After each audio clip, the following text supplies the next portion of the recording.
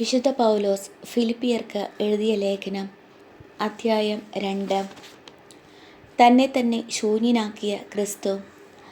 ആകയാൽ ക്രിസ്തുവിൽ എന്തെങ്കിലും ആശ്വാസമോ സ്നേഹത്തിൽ നിന്നുള്ള സാന്ത്വനമോ ആത്മാവിലുള്ള കൂട്ടായ്മയോ എന്തെങ്കിലും കാരുണ്യമോ അനുകമ്പയോ ഉണ്ടെങ്കിൽ നിങ്ങൾ ഒരേ കാര്യങ്ങൾ ചിന്തിച്ചുകൊണ്ട് ഒരേ സ്നേഹത്തിൽ വർത്തിച്ച് ഒരേ ആത്മാവും ഒരേ അഭിപ്രായവും ഉള്ളവരായി എൻ്റെ സന്തോഷം പൂർണ്ണമാക്കുവിൻ. മാത്സര്യമോ വ്യർത്ഥാഭിമാനമോ മൂലം നിങ്ങൾ ഒന്നും ചെയ്യരുത്.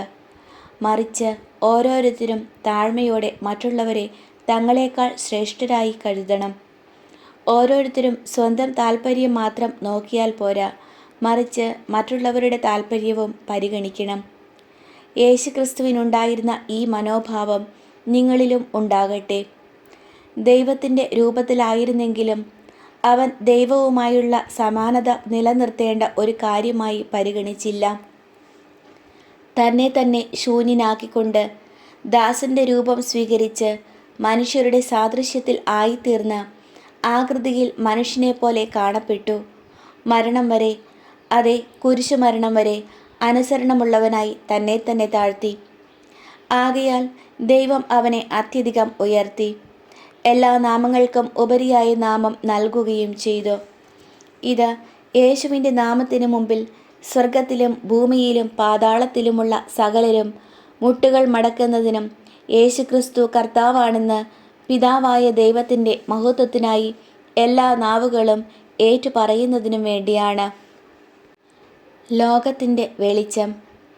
എൻ്റെ പ്രിയപ്പെട്ടവരെ, നിങ്ങൾ എപ്പോഴും അനുസരണയോടെ വർത്തിച്ചിട്ടുള്ളതുപോലെ എൻ്റെ സാന്നിധ്യത്തിൽ മാത്രമല്ല, ഞാൻ അകന്നിരിക്കുന്ന ഈ സമയത്തും പൂർവാധികം ഭയത്തോടും വിറയലോടും കൂടെ നിങ്ങളുടെ സ്വന്തം രക്ഷയ്ക്കു വേണ്ടി അധ്വാനിക്കുവിൻ. എന്തെന്നാൽ തൻ്റെ അഭീഷ്ടമനുസരിച്ച് ഇച്ഛിക്കാനും പ്രവർത്തിക്കാനും നിങ്ങളെ ഉത്തേജിപ്പിക്കുന്നത് ദൈവമാണ്. എല്ലാ കാര്യങ്ങളും മുറുമുറുപ്പും തർക്കവും കൂടാതെ ചെയ്യുവിൻ. അങ്ങനെ നിങ്ങൾ നിർദോഷരും നിഷ്കളങ്കരുമായി തീർന്ന് വഴിപിഴച്ചതും വക്രതയുള്ളതുമായ തലമുറയുടെ ഇടയിൽ കുറ്റമറ്റ ദൈവമക്കളാകട്ടെ. അവരുടെ മധ്യേ ലോകത്തിൽ നിങ്ങൾ വെളിച്ചമായി പ്രകാശിക്കുകയും ചെയ്യട്ടെ. നിങ്ങൾ ജീവൻ്റെ വചനത്തെ മുറുകെ പിടിക്കുവിൻ. അപ്പോൾ ഞാൻ ഓടിയതും അധ്വാനിച്ചതും വ്യർത്ഥമായില്ലെന്ന് ക്രിസ്തുവിൻ്റെ ദിനത്തിൽ എനിക്ക് അഭിമാനിക്കാം. നിങ്ങളുടെ ബലിയുടെയും വിശ്വാസത്തിൽ നിന്നുള്ള ശുശ്രൂഷയുടെയും മേൽ ഒരു നൈവേദ്യമായി എൻ്റെ ജീവൻ ചൊരിയേണ്ടി വന്നാൽ തന്നെയും ഞാൻ അതിൽ സന്തോഷിക്കുകയും നിങ്ങളെല്ലാവരോടും കൂടെ ആനന്ദിക്കുകയും ചെയ്യും. ഇപ്രകാരം തന്നെ നിങ്ങളും എന്നോടുകൂടെ സന്തോഷിക്കുകയും എൻ്റെ ആനന്ദത്തിൽ പങ്കുകൊള്ളുകയും ചെയ്യുവിൻ. തിമോത്തേയോസ്, നിങ്ങളുടെ വിവരങ്ങൾ അറിഞ്ഞ് എനിക്ക് സന്തോഷിക്കാൻ വേണ്ടി തിമോത്തേയോസിനെ ഉടനെ നിങ്ങളുടെ അടുത്തേക്ക് അയക്കാമെന്ന് കർത്താവായ യേശുവിൽ ഞാൻ പ്രത്യാശിക്കുന്നു. അവനെപ്പോലെ നിങ്ങളുടെ കാര്യത്തിൽ ആത്മാർത്ഥമായി താൽപ്പര്യമുള്ള വേറൊരാൾ എനിക്കില്ല. എല്ലാവരും അന്വേഷിക്കുന്നത് സ്വന്തം കാര്യമാണ്, യേശുക്രിസ്തുവിൻ്റെ കാര്യമല്ല. എന്നാൽ തിമോത്തേയോസിൻ്റെ സ്വഭാവഗുണം നിങ്ങൾക്കറിയാമല്ലോ. പുത്രൻ പിതാവിനോടൊത്ത് എന്നതുപോലെ അവൻ എന്നോടൊത്ത് സുവിശേഷത്തിന് ശുശ്രൂഷ ചെയ്തു. എൻ്റെ കാര്യം എങ്ങനെയാകുമെന്ന് അറിഞ്ഞാലുടനെ അവനെ അയക്കാമെന്ന് പ്രതീക്ഷിക്കുന്നു. എനിക്ക് വേഗം വരാൻ സാധിക്കുമെന്ന് കർത്താവിൽ ഞാൻ പ്രത്യാശിക്കുന്നു.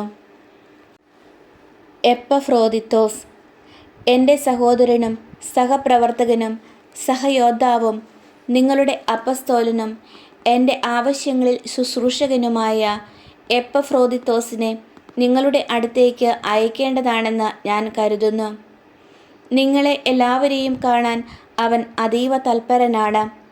കൂടാതെ താൻ രോഗിയാണെന്ന് നിങ്ങൾ കേട്ടതിൽ അവൻ വളരെ അസ്വസ്ഥനായിരിക്കുകയുമാണ്. അതെ, അവൻ രോഗബാധിതനായി മരണത്തോളം എത്തി. എങ്കിലും ദൈവം അവനോട് കരുണ കാണിച്ചു. അവനോട് മാത്രമല്ല, എന്നോടും എനിക്ക് ദുഃഖത്തിന്മേൽ ദുഃഖം ഉണ്ടാകാതിരിക്കാൻ വേണ്ടി. അവനെ നിങ്ങൾ വീണ്ടും കണ്ട് സന്തോഷിക്കാനും അങ്ങനെ എൻ്റെ ദുഃഖം കുറയാനും വേണ്ടി അവനെ അയക്കാൻ ഞാൻ അതീവ തൽപരനാണ്. അതുകൊണ്ട് പൂർണ്ണ സന്തോഷത്തോടെ നിങ്ങൾ കർത്താവിൽ അവനെ സ്വീകരിക്കുവിൻ. അവനെപ്പോലെയുള്ളവരെ നിങ്ങൾ ബഹുമാനിക്കണം.